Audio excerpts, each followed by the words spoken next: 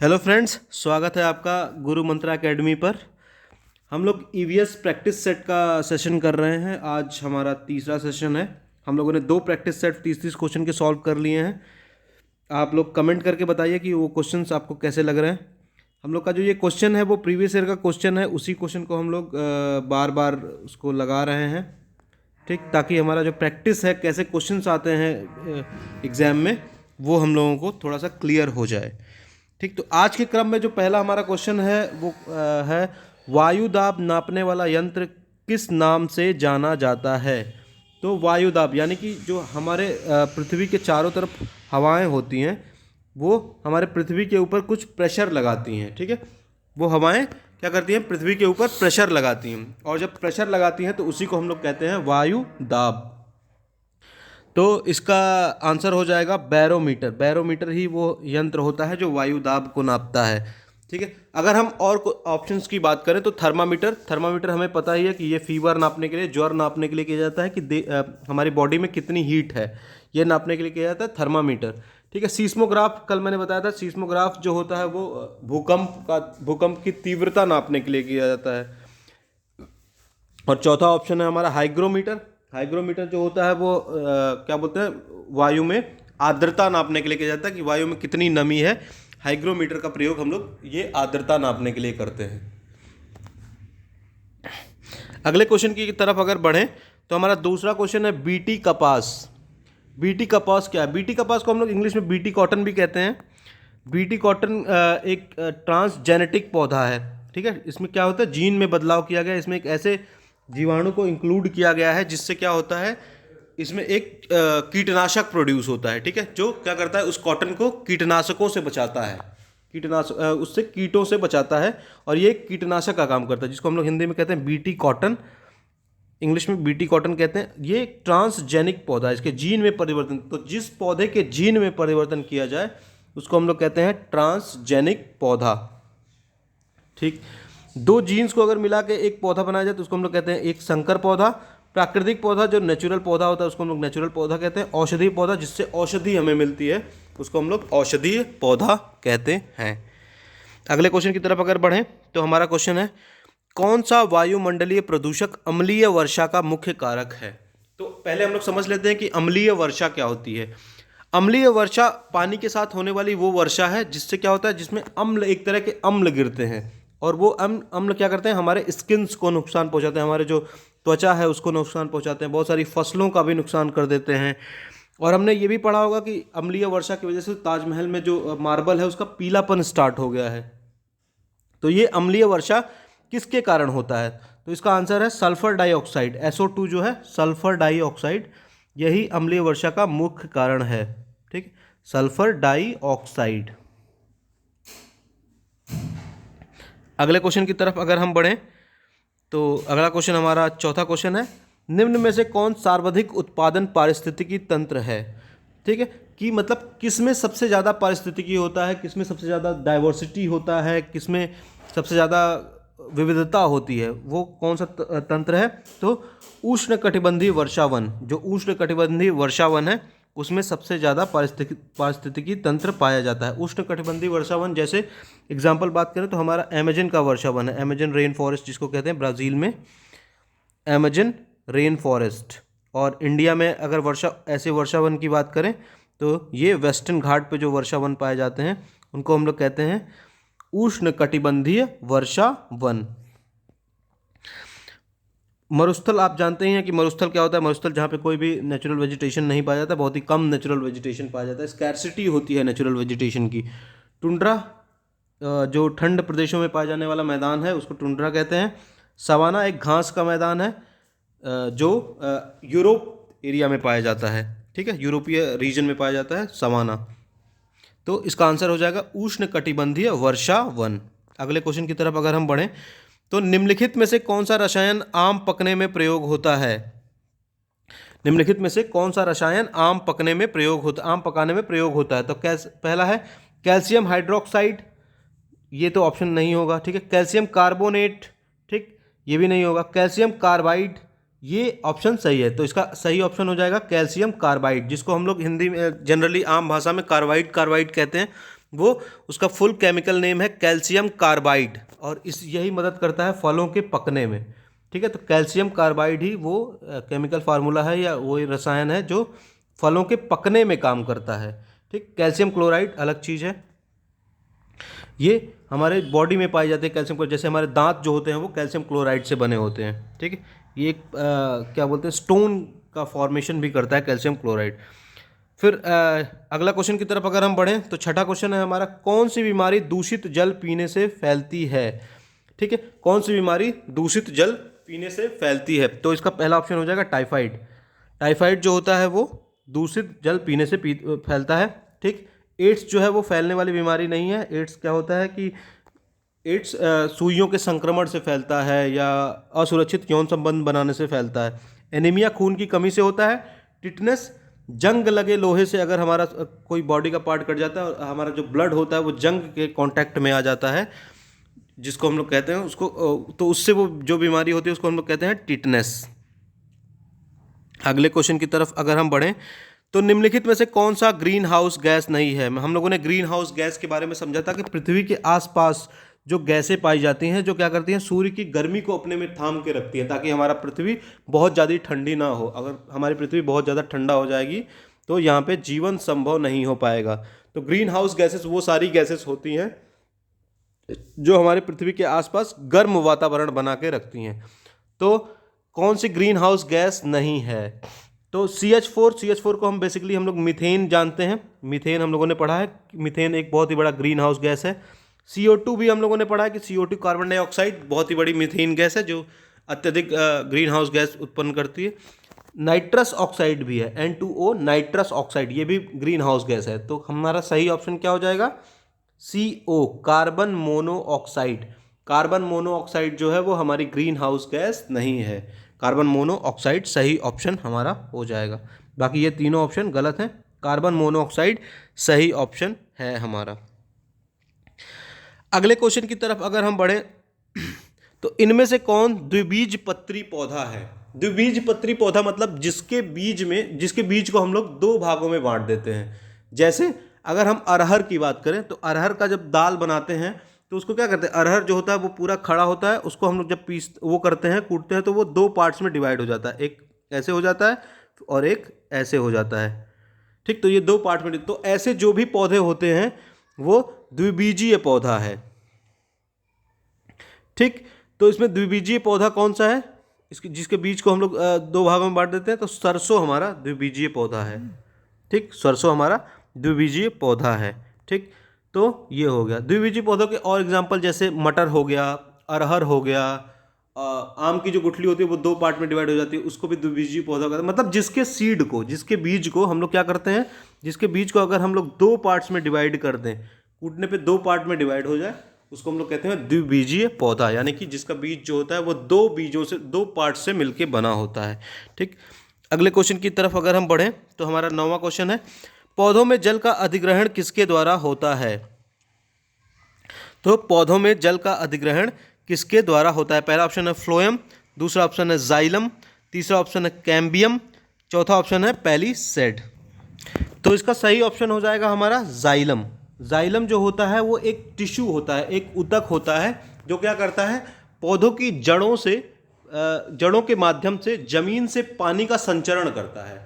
पानी का क्या करता है, संचरण करता है उसके पत्तियों तक, उसके तने तक, मतलब पूरे पौधे के भाग में वो पानी का जो संचरण करता है वो जाइलम के द्वारा किया जाता है। इसका स्पेलिंग इंग्लिश में होती है जाइलम, जाइलम। ठीक है, ये होता है, ये पानी का संचरण करता है। ठीक है, तो जल का अधिग्रहण किसके द्वारा होता है, जाइलम के द्वारा। ठीक, तो अगला क्वेश्चन हमारा, अगर आगे की तरफ बढ़े तो हमारा अगला क्वेश्चन है, कौन सा प्रथम साहित्य स्रोत है, कौन सा प्रथम साहित्य स्रोत है। ठीक है, तो प्रथम साहित्य, अगर हम अपने देश के प्रथम साहित्य के बारे में देखें तो ऋग्वेद को ही हम लोग अपना प्रथम साहित्य कहते हैं। ऋग्वेद ऐसी पुस्तक है जो सबसे पहले लिखी गई है, वही ऐसी पुस्तक मिली है जो सबसे पहले लिखी है, जो हम लोग को समझ में आई है। ठीक है, तो ऋग्वेद इसका आंसर हो जाएगा, ऋग्वेद। अगले क्वेश्चन की तरफ बढ़ें तो हमारा है, वायुमंडल में 99% भाग पर किन दो गैसों का विस्तार है। ठीक है, तो इसका ऑप्शन हो जाएगा oxygen and nitrogen. Oxygen and nitrogen अगर दो गैसों को मिला दे तो हमारे पृथ्वी का जो 99% है, हमारे वायुमंडल का जो 99% गैस है वो दो ही गैस से बना है, ऑक्सीजन और नाइट्रोजन, जिसमें नाइट्रोजन अगर हम बात करें तो नाइट्रोजन हमारा 78% है। ठीक है, और कार्बन डाइऑक्साइड CO2 ऑक्सीजन की अगर हम बात करें तो वो 21% है। ठीक है, तो यही दोनों मिला के हमारा लगभग 99% बन जाता है। तो नाइट्रोजन और ऑक्सीजन यही सारी गैसेस हो जाएंगी जिस पे हमारा 99% भाग उस पर मैटर करता है। अगले क्वेश्चन की अगर हम बात करें तो कार्यकीय रूप से शुष्क मिट्टी की क्या विशेषता होती है? शुष्क मिट्टी मतलब होता है सूखी मिट्टी। ठीक है, सूखी मिट्टी, तो उसमें पौधों के प्रकाश से कोई संबंधित चीज़ नहीं है कि सूखी अगर मिट्टी है तो उसमें पौधों से प्रकाश से कोई भी चीज़ मिलता या जुलता है, उसमें ऐसा कोई नहीं है। ठीक है, तो पौधों को प्रकाश वाला ऑप्शन अगर गलत काटे तो हो जाएगा। शुष्क मिट्टी है तो इसमें अधिक जल हो ही नहीं सकता। शुष्क मतलब सूखी मिट्टी, तो इसमें अधिक जल कैसे हो सकता है? अगर अधिक जल होता तो वो गीली मिट्टी हो जाती, तो दूसरा ऑप्शन भी गलत हो जाएगा। ठीक है, मिट्टी में लवण सांद्रता अधिक होगी, यही ऑप्शन इसका सही है। तो अगर मान लीजिए मिट्टी में पानी है और पानी वो सूख गया तो क्या बच जाएगा? नमक के पार्ट्स या लवण सांद्रता बच जाएगी। तो लवण सांद्रता मिट्टी में ज़्यादा हो जाएगी अगर मिट्टी शुष्क है तो। मिट्टी कठोर तो होती है, लेकिन कोई ज़रूरी नहीं है कि सूखी मिट्टी हमेशा कठोर ही हो। ठीक है, वो सैंड भी हो सकती है।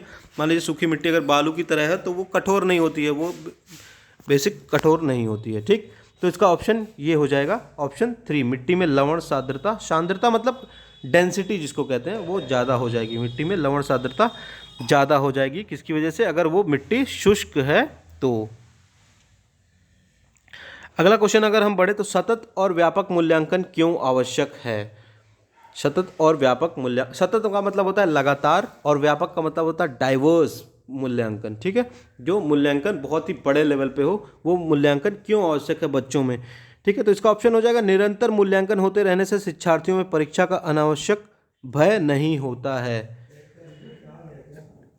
निरंतर मूल्यांकन होते रहने से शिक्षार्थियों में परीक्षा का अनावश्यक भार नहीं होता है, अनावश्यक भय नहीं होता है। ठीक है, अगर हमारा मूल्यांकन लगातार होते जा रहा है तो हमारे अंदर जो भय होगा वो नहीं होगा। ठीक है, वो जो हमारा भय होगा वो खत्म हो जाएगा।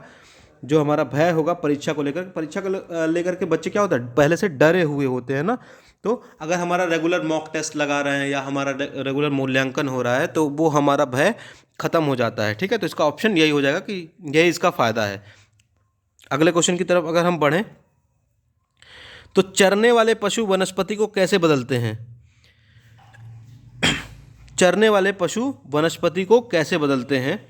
तो कि क्या होता है चरने वाले पशु वनस्पति को कैसे बदलते हैं? ये पर परागण द्वारा, बीज प्रकीर्णन द्वारा, चुनकर चरना, रोग फैलाकर नहीं, चुनकर चरना भी नहीं, क्योंकि चरने वाले पशु जो होते हैं वो चुनकर नहीं चरते हैं, वो एक साथ ही चरने लगते हैं। ठीक है, बीज प्रकीर्णन नहीं होता, पर परागण द्वारा होता है। ठीक है, तो पर परागण इसका सही ऑप्शन हो जाएगा। अगला क्वेश्चन, भारत में हिमालय की सबसे ऊंची चोटी का क्या नाम है? तो हिमालय की जो सबसे ऊंची चोटी है हमको पता है कि वो तो माउंट एवरेस्ट है। हिमालय की जो सबसे ऊंची चोटी है वो माउंट एवरेस्ट है, लेकिन जो माउंट एवरेस्ट है वो भारत में नहीं है। इसमें ये क्वेश्चन पूछा है कि भारत में हिमालय की सबसे ऊंची चोटी कौन सी है? तो हिमालय की सबसे ऊंची चोटी माउंट एवरेस्ट ये भारत में नहीं है, इसलिए पहला ऑप्शन गलत हो जाएगा। K2 जो है वो हिमालय की चोटी नहीं है, वो ट्रांस हिमालय की चोटी है। ठीक, तो ये सबसे ऊंची चोटी नहीं, दूसरा ऑप्शन भी गलत हो जाएगा। तीसरे ऑप्शन की बात करें तो माउंट कंचनजंगा। ठीक है, तो यही ऑप्शन हमारा सही है। ये हिमालय की भारत में चोटी है माउंट कंचनजंगा, ये हिमालय की सबसे ऊंची चोटी है। धौलागिरी भी हिमालय की ही चोटी है, लेकिन वो सबसे ऊंची नहीं है, माउंट कंचनजंगा से छोटी है, इसलिए माउंट कंचनजंगा ही हमारी सबसे ऊंची चोटी हो जाएगी भारत में हिमालय की। ठीक, तो ये क्वेश्चन इस पे ध्यान देना कि ये भारत में पूछा था हिमालय की। ठीक है, वैसे तो हिमालय की सबसे ऊंची चोटी माउंट एवरेस्ट है, 8,448 मीटर की उसकी ऊंचाई है, 8,448 मीटर। ठीक है, इसकी ऊंचाई है, तो 8,848 है। ठीक है, 8,848 मीटर इसकी ऊंचाई है, तो ये सबसे ऊंची चोटी है, लेकिन ये भारत में नहीं है। भारत में जो ऊंची चोटी है उसका नाम है माउंट कंचनजंगा। अगले क्वेश्चन की तरफ अगर हम बढ़ें तो प्राथमिक स्तर पर शिक्षण की खेल विधि किस पर आधारित है? तो प्राथमिक स्तर पर शिक्षा की खेल विधि जो है वो किसके, शारीरिक शिक्षा कार्यक्रम के सिद्धांत पर आधारित है। ठीक है, शारीरिक शिक्षा कार्यक्रम के सिद्धांत पर आधारित है जो शिक्षण विधि है। ठीक है, तो इसका ऑप्शन हो जाएगा 3 ऑप्शन सही हो जाएगा। ठीक, अगले क्वेश्चन की तरफ अगर हम बढ़ें तो वायुमंडल की सबसे निचली परत का क्या नाम है। तो हमें पता होगा कि वायुमंडल में बहुत सारी परतें हैं, 1 परत, 2 परत, 3 परत, ऐसे बहुत सारी परतें हैं। तो जो सबसे नीचे वाला, जो सबसे पृथ्वी के पास है, उस परत को हम लोग कहते हैं क्षोभ मंडल। ठीक है, क्षोभ मंडल। ठीक है, तो ऑप्शन 4 सही हो जाएगा, जिसको इंग्लिश में हम लोग कहते हैं ट्रोपोस्फेयर। ट्रोपोस्फेयर, ठीक है, क्षोभ मंडल। ठीक है, इसके ऊपर आता है ओजोन मंडल या स्ट्रेटोस्फेयर इंग्लिश में कहते हैं, जिसमें हम लोग का ओजोन परत पाया जाता है। ठीक, तो जितनी सारी हवाएं होती हैं वो क्षोभ मंडल में ही होती हैं। क्षोभ मंडल में क्या होता है, ऊंचाई बढ़ने पर ठंड बढ़ती जाती है। ठीक, तो जैसे हिमालय पे अगर हम ऊंचा चढ़ते जाएं तो वहाँ पे ठंडी बढ़ती जाएगी। ठीक है, तो क्षोभ मंडल की ये विशेषता है कि अगर क्षोभ मंडल पे ऊंचाई पे जाते जाएं तो वहाँ पे ठंडक जो होती है, कोल्डनेस जो होती है, वो बढ़ती जाती है। अगला क्वेश्चन है हमारा, विटामिन सी की कमी से होने वाली बीमारी का क्या नाम है। तो विटामिन सी की कमी से होने वाली बीमारी का नाम है स्कर्वी। ठीक है, ये दांत की बीमारी है स्कर्वी, मसूड़ों में वो हो जाता है। ठीक है, मसूड़े ढीले हो जाते हैं। ठीक है, तो स्कर्वी ही हमारा सही ऑप्शन है। बेरी बेरी विटामिन बी से होता है। ठीक है, रतौंधी विटामिन विटामिन ए से होता है रतौंधी। ठीक, थकान जो होता है वो उसके कार्बोहाइड्रेट की कमी की वजह से होता है। ठीक, तो ये सारे ऑप्शन इसमें स्कर्वी हो जाएगा। विटामिन सी की कमी से होने वाली बीमारी का नाम है स्कर्वी। अगले क्वेश्चन की बात करें, भारत की प्रथम महिला आईपीएस अफसर कौन है। ये तो सबको ही पता होगा, किरण बेदी भारत की पहली महिला आईपीएस ऑफिसर हैं। ठीक है, किरण बेदी। प्रतिभा पाटिल जो है वो पहली राष्ट्रपति हैं, पहली महिला राष्ट्रपति हैं। ठीक, तो अगला क्वेश्चन की तरफ अगर हम बढ़े, फिर असम की प्रसिद्ध एक सींग वाले गैंडे वाला वन्य जीव अभ्यारण्य कौन सा है। ठीक है, तो असम में एक अभ्यारण्य है जिसमें क्या कहता है, एक सींग वाला जो गैंडा है, एक सींग वाला गैंडे को उसमें रक्षित किया गया, उसमें सुरक्षा दी गई है। तो उस अभ्यारण्य का नाम है, वन्य जीव अभ्यारण्य का नाम है काजीरंगा वन्य जीव अभ्यारण्य। ठीक है, काजीरंगा वन्य जीव अभ्यारण्य। काजीरंगा और मानस दोनों असम में है, गिर गुजरात में है। ठीक है, गिर जो अभ्यारण्य है शेरों के लिए हुआ वो गुजरात में है। अगले क्वेश्चन की तरफ अगर हम बढ़ें, तो पृथ्वी के वातावरण की किस जगह में ओजोन परत पाई जाती है। तो पृथ्वी के वातावरण में किस सतह में ओजोन परत पाई जाती है, इसका ऑप्शन हो जाएगा स्ट्रेटोस्फेयर। ठीक है, स्ट्रेटोस्फेयर। सबसे नीचे होता है ट्रोपोस्फेयर, मतलब पृथ्वी के सबसे पास होता है ट्रोपोस्फेयर, फिर उसके ऊपर होता है स्ट्रेटोस्फेयर। तो इसी स्ट्रेटोस्फेयर में ओजोन की जो परत है वो पाई जाती है। हमें पता ही होगा कि ओजोन O3 होता है। ठीक है, O3 का केमिकल फॉर्मूला होता है, ऑक्सीजन के 3 बॉन्ड बनते हैं तो वो ओजोन बन जाता है। ठीक है, ओजोन क्या करता है हमारे पृथ्वी के लिए, हमारे जो हानिकारक वो है लाइट है, हानिकारक रोशनी, जैसे अल्ट्रा वायलेट रेज है, परावैंगनी किरणें हैं, उन किरणों को हमारे पृथ्वी पर आने से रोकता है। अगर वो किरणें हमारे पृथ्वी पर आ जाएंगी तो हमारे स्किन डिसीजेस, आई डिसीज, आँख की बीमारी, त्वचा की जो बीमारी है वो ज़्यादा बढ़ने लगेगी। ठीक है, तो ओजोन परत कहाँ पाया जाता है, स्ट्रेटोस्फेयर में। अगले क्वेश्चन की तरफ अगर हम बढ़ें फिर, तो सिख धर्म के संस्थापक निम्न में से कौन है। तो इसमें ऑप्शन दिया गया है गुरु गोविंद सिंह, गुरु तेग बहादुर, गुरु अर्जुन देव, गुरु नानक देव। तो ये ऑप्शन तो सबको पता होगा कि गुरु नानक देव ही सिख धर्म के संस्थापक हैं। ठीक है, गुरु नानक देव ही सिख धर्म के संस्थापक हैं, गुरु नानक देव। इसका ऑप्शन सही हो जाएगा। अगले क्वेश्चन की तरफ अगर बढ़ें, तो भूकंप की तीव्रता नापने का यंत्र क्या है। ये वाला क्वेश्चन हम लोगों ने कल भी पढ़ा था कि भूकंप में जो नापते हैं उसको कहते हैं सीस्मिक वेव को नापते हैं। ठीक है, जो जिस वेव की वजह से भूकंप आता है उसको हम लोग कहते हैं सीस्मिक वेव। ठीक है, कौन सा वेव, सीस्मिक वेव। ठीक है, तो इसी वेव को नापने का कार्य करता है एक डिवाइस जिसका नाम है सीस्मोग्राफ। ये एक ग्राफ होता है जिसपे हम लोग मतलब सीस्मिक वेव ऐसे दिखाता रहता है। ठीक है, तो इस तरह से सीस्मिक वेव दिखाता रहता है। और सीस्मिक वेव ग्राफ क्या होता है, सीस्मिक वेव को नापता है जिससे हम लोग को भूकंप की तीव्रता, जितना तेज सीस्मिक वेव होगा उतनी तीव्रता उसकी भूकंप की होगी। अगला क्वेश्चन की तरफ बढ़ते हैं हम लोग। अगला क्वेश्चन है हमारा, सत्यार्थ प्रकाश के लेखक कौन है। सत्यार्थ प्रकाश के लेखक कौन है। तो इसके लेखक है स्वामी दयानंद सरस्वती। स्वामी दयानंद सरस्वती ही उसके सत्यार्थ प्रकाश के लेखक हैं। और इन्होंने ही आर्य समाज की स्थापना की थी। आर्य समाज जो जो हमारा डीएवी कॉलेजेस चलते हैं, दयानंद एंग्लो वैदिक कॉलेज, वो इन्हीं का जो वो आर्य समाज है उसी की देन है, ठीक है।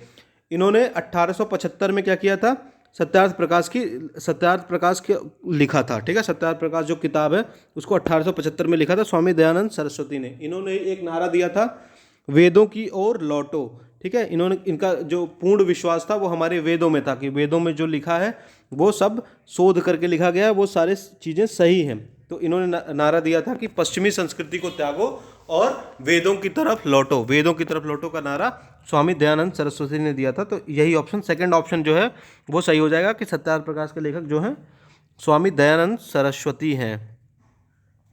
अगले क्वेश्चन की तरफ अगर हम बढ़ें तो बिहू भारत के किस राज्य का लोक नृत्य है? तो पहला ऑप्शन है तमिलनाडु, राजस्थान, असम और उत्तर प्रदेश। तो असम जो बिहू डांस है वो असम राज्य का जो डांस है, असम राज्य का राष्ट्रीय लोक नृत्य है, ठीक है। लोक नृत्य मतलब क्या होता है, जो वहाँ के जनजाति समूह होते हैं या जो वहाँ के लोकल लोग होते हैं वो उस डांस को करके अपने त्योहारों को मनाते हैं। तो क्या होता है, बिहू जो है वो असम का लोक नृत्य है, ठीक है। असम के लोकल लोगों द्वारा किया गया नृत्य है, तो बिहू असम का डांस हो जाएगा। अगले क्वेश्चन और लास्ट क्वेश्चन की तरफ अगर हम बढ़ें तो खाद्य श्रृंखला के परस्पर समूह को क्या कहते हैं? खाद्य श्रृंखला के परस्पर समूह को क्या कहते हैं? तो पहला ऑप्शन है श्रृंखला अभिक्रिया, दूसरा ऑप्शन है खाद्य चक्र, तीसरा ऑप्शन है खाद्य जाल और चौथा ऑप्शन है बायोमास या का पिरामिड। ठीक, तो परस्पर समूह को हम लोग कहते हैं खाद्य जाल, ठीक है, जिसको हम लोग फूड वेब कहते हैं, फूड वेब, ठीक है। इसमें कौन किसको खा रहा है ये डिपेंड करता है। जैसे मान लीजिए रैट है, रैट को खाया सांप ने, सांप को खाया मोर ने, ठीक है, और सांप को एक गिद्ध ने भी खा लिया, ठीक है, सांप को नेवले ने भी खा लिया। तो ये एक तरह से वेब बनता है, एक तरह से जाल बनता है, जिसको हम लोग कहते हैं फूड जाल या खाद्य जाल, ठीक है। तो खाद्य श्रृंखला के परस्पर समूह को हम लोग क्या कहते हैं? खाद्य जाल कहते हैं, ठीक। तो ये हमारा आज का लास्ट क्वेश्चन था। कैसे रहे आपके क्वेश्चन, कितने मार्क्स आप कर पा रहे हैं, कितने क्वेश्चन आप कर पा रहे हैं, ये क्वेश्चन आप कमेंट में करके बताइएगा, ठीक। तो अगला क्वेश्चन जो हमारा चौथा सीरीज है वो हम लोग कल सॉल्व करेंगे इसको, ठीक। तो आज का कैसा टेस्ट रहा आप लोग कमेंट सेक्शन में बताइएगा। तब तक के लिए धन्यवाद, नमस्कार।